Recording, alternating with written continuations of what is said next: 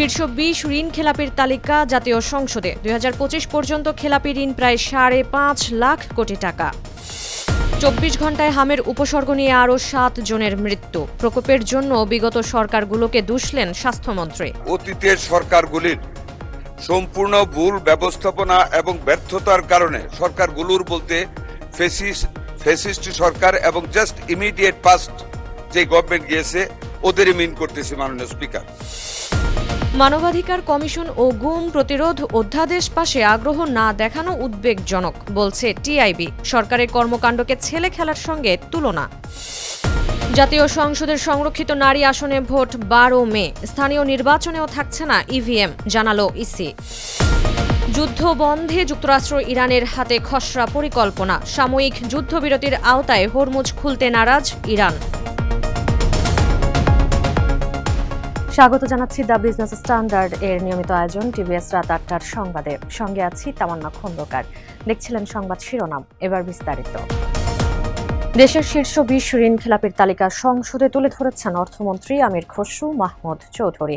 তার দেওয়া তথ্য অনুযায়ী দেশের ব্যাংকিং খাতে ২০২৫ সালের ৩১ ডিসেম্বর পর্যন্ত মোট খেলাপি ঋণের পরিমাণ দাঁড়িয়েছে ৫,৪৪,৮৩১ কোটি ৮৮ লাখ টাকা।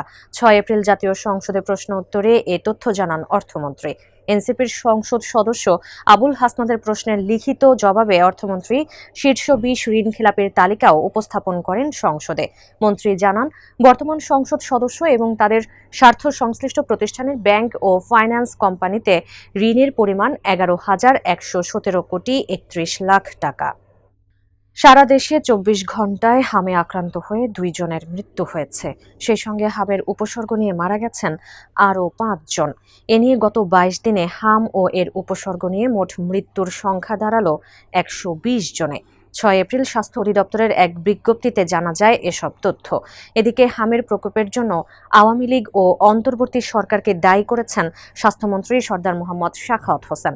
আগের সরকারগুলোর ব্যর্থতাকে দায়ী করে স্বাস্থ্যমন্ত্রী বলেন, প্রতি ৪ বছর পর পর হাম রুবেলার ক্যাম্পেইন হওয়ার কথা থাকলেও গত ৫.৫ বছর তা হয়নি। ফলে বিপুল সংখ্যক শিশু টিকা থেকে বঞ্চিত হয়েছে এবং বর্তমানে হামে আক্রান্ত হচ্ছে।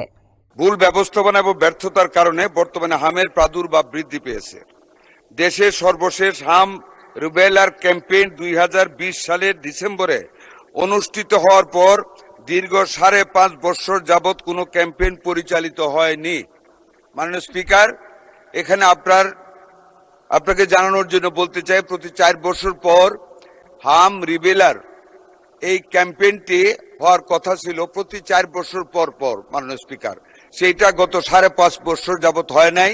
ফলে নিউবর্ন বেবি এবং লেফট আউট বেবিজের সংখ্যা অনেক বৃদ্ধি পেয়েছে, যারা এখন হামে আক্রান্ত হচ্ছে।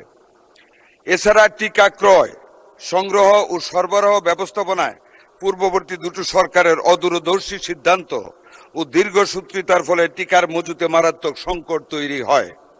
দেশে কার্যকর মানবাধিকার কমিশন গঠন ও গুম প্রতিরোধে অন্তর্বর্তী সরকার প্রণীত অধ্যাদেশগুলো দ্রুত পাশে আগ্রহ না দেখানো উদ্বেগজনক বলে জানিয়েছেন টিআইবির নির্বাহী পরিচালক ডক্টর ইফতেখারুজ্জামান। ৬ এপ্রিল টিআইবি কার্যালয়ে আয়োজিত সংবাদ সম্মেলনে এ মন্তব্য করেন তিনি। মানবাধিকার কমিশন ও গুম প্রতিরোধে আইন পাশে ছেলে খেলা করা হচ্ছে বলে অভিযোগ করেন ইফতেখারুজ্জামান। সংসদের বিশেষ কমিটি অন্তর্বর্তী সরকারের সময় জারি করা ১৩৩টি অধ্যাদেশ যাচাই বাছাই করে ৯৮টিকে হুবহু আইনে পরিণত করার সুপারিশ করেছে। এছাড়া জাতীয় মানবাধিকার কমিশন এবং গুম প্রতিরোধে করা জনগুরুত্বপূর্ণ বেশ কয়েকটি সহ মোট ১৬টি অধ্যাদেশ এখনই আইনে পরিণত না করে পরবর্তী সময়ে যাচাই বাছাইয়ের মাধ্যমে নতুন করে আনার সুপারিশ করেছে সরকার। আগামী ১২ মে ত্রয়োদশ জাতীয় সংসদের সংরক্ষিত নারী আসনে নির্বাচন অনুষ্ঠিত হবে। সংরক্ষিত এই ৫০ আসনের নির্বাচনের তফসিল ঘোষণা করা হবে আগামী বুধবার। ৬ এপ্রিল রাজধানীর আগারগাঁওয়ে নির্বাচন ভবনে সাংবাদিকদের কথা জানান নির্বাচন কমিশনের সিনিয়র সচিব আখতার আহমেদ। তিনি বলেন, সংরক্ষিত নারী আসনের নির্বাচনের মনোনয়নপত্র দাখিল, যাচাই বাছাই ও প্রত্যাহারের তারিখ তফসিল ঘোষণার দিন জানানো হবে। এ সময় স্থানীয় সরকার নির্বাচন নিয়েও কথা বলেন আখতার আহমেদ। জানান, জাতীয় সংসদ নির্বাচনের পর এবার স্থানীয় সরকার নির্বাচনেও ইলেকট্রনিক ভোটিং মেশিন বা ইভিএম ব্যবহার না করার সিদ্ধান্ত নিয়েছে নির্বাচন কমিশন। ইরানে নরক নামিয়ে আনার মার্কিন প্রেসিডেন্ট ডোনাল্ড ট্রাম্পের হুমকির একদিন পরই সংঘাত নিরসনে একটি খসড়া পরিকল্পনা হাতে পেয়েছে যুক্তরাষ্ট্র ও ইরান। তবে ইরান সাফ জানিয়ে দিয়েছে, কোনো সাময়িক যুদ্ধবিরতির অংশ হিসেবে হরমুজ প্রণালী খুলে দেবে না তারা। এই শান্তি পরিকল্পনায় দুই স্তরের একটি পদ্ধতির কথা বলা হয়েছে। প্রথম ধাপে একটি তাৎক্ষণিক যুদ্ধবিরতি, পরবর্তীতে একটি পূর্ণাঙ্গ ও দীর্ঘমেয়াদী সমঝোতা চুক্তি।